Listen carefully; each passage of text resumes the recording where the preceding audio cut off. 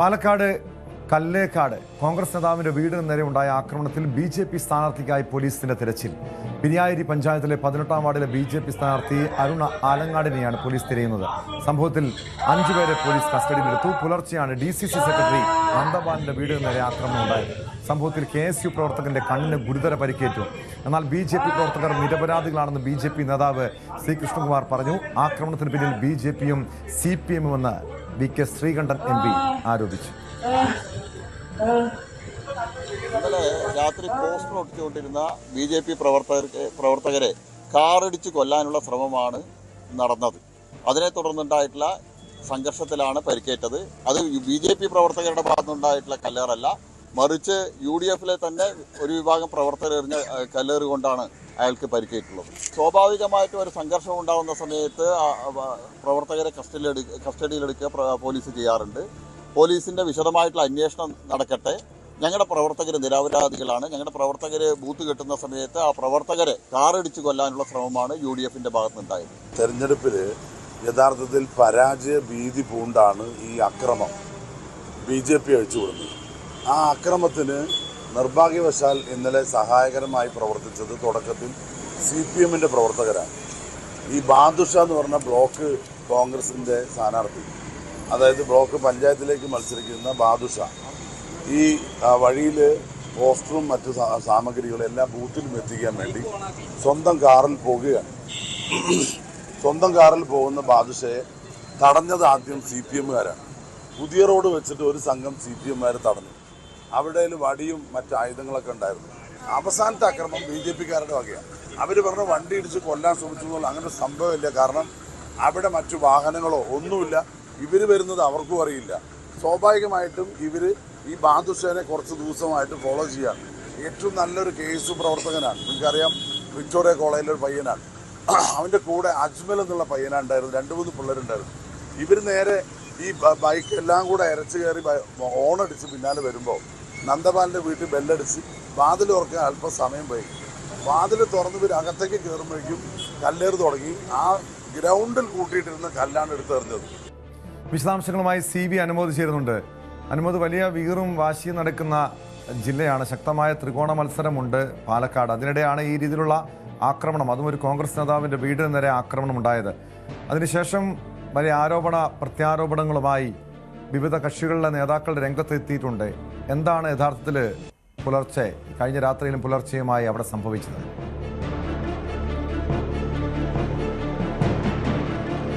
ഇന്നലെ രാത്രി അർദ്ധരാത്രിക്ക് ശേഷമാണ് ഈ സംഭവം നടക്കുന്നത്.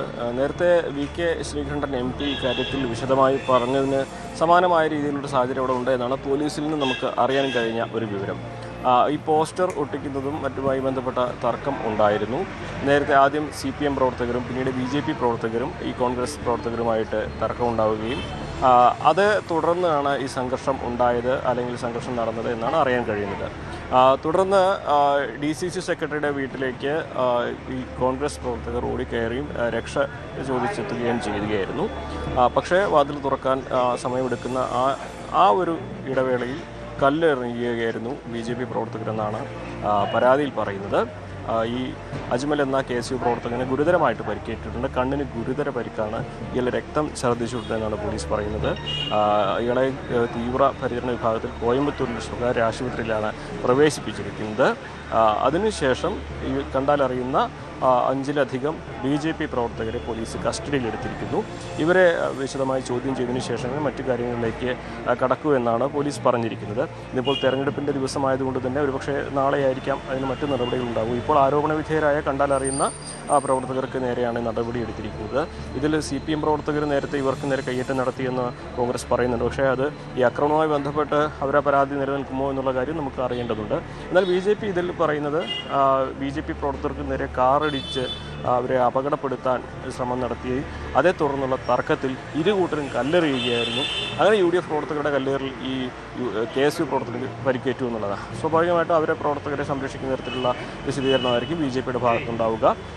പക്ഷേ ഇവിടെ BJP പറയുന്നത് പോലെയല്ല പൂർണ്ണമായും കാര്യങ്ങൾ എന്നാണ് പോലീസുമായി ബന്ധപ്പെട്ട് നമ്മൾ നടത്തിയ അന്വേഷണത്തിൽ, അല്ലെങ്കിൽ പോലീസിനോട് കാര്യങ്ങൾ അന്വേഷിച്ചപ്പോൾ നമുക്ക് മനസ്സിലാക്കാൻ കഴിഞ്ഞിട്ടുള്ളത്. എന്താണെങ്കിലും ഇത് സംബന്ധിച്ച് ഒരു പ്രധാനപ്പെട്ട കാര്യം, ഈ വാർഡിലെ 18-ാം വാർഡിലെ സ്ഥാനാർത്ഥി അരുൺ ആലങ്ങാടൻ ഇപ്പോൾ ഒളിവിലാണുള്ളത്. അതും BJP-യെ സംബന്ധിച്ച് അല്പം പ്രതിരോധത്തിലാക്കുന്ന ഒരു കാര്യമാണ്.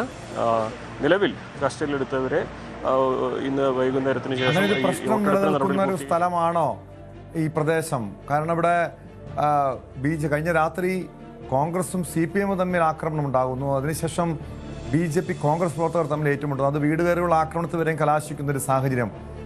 ഇപ്പോഴെന്താണ് ഇവിടുത്തെ സ്ഥിതി? ഒരു സമാധാന അന്തരീക്ഷമുണ്ടോ?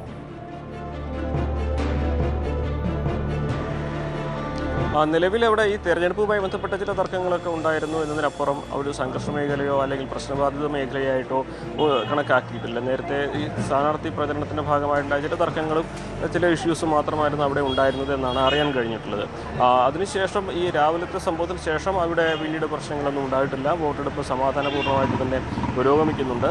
പക്ഷേ മേഖല കൂടുതൽ പോലീസിൻ്റെ ഒരു ജാഗ്രതയിലാണുള്ളത്. പ്രത്യേകിച്ച് BJP സ്ഥാനാർത്ഥിയൊക്കെ അവിടെ ഒളിവിലായ സാഹചര്യത്തിൽ എപ്പോൾ വേണമെങ്കിലും തിരിച്ചൊരു പ്രത്യാക്രമണമോ അല്ലെങ്കിൽ പ്രകോപനപരമായിട്ടുള്ള പെരുമാറ്റമോ പ്രവർത്തകരുടെ ഭാഗത്ത് ഉണ്ടാകുമെന്ന ഒരു മുൻവിധിയുടെ അടിസ്ഥാനത്തിൽ പോലീസും അവിടെ ജാഗ്രതയിലാണുള്ളത്. നിലവിൽ സമാധാനപൂർണ്ണമായിട്ടാണ് ആ മേഖലയിലെ തെരഞ്ഞെടുപ്പ് പുരോഗമിക്കുന്നത്. കേട്ടോ.